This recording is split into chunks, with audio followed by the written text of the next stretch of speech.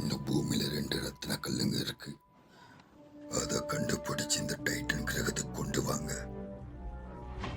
நிச்சயமா நாங்க உங்களை ஏமாத்த ஒண்ணு மாட்டோம். சொல்லட்டுமா? ஒருவேளை நீங்க பூமிக்கு போகணும்னா உங்களுக்கு ஒரு கைட் தேவை. அந்த இடத்துல எனக்கு கொஞ்சம் அனுபவம் இருக்கு. உத வாங்குறது கூட உனக்கு ஒரு அனுபவம் தானே?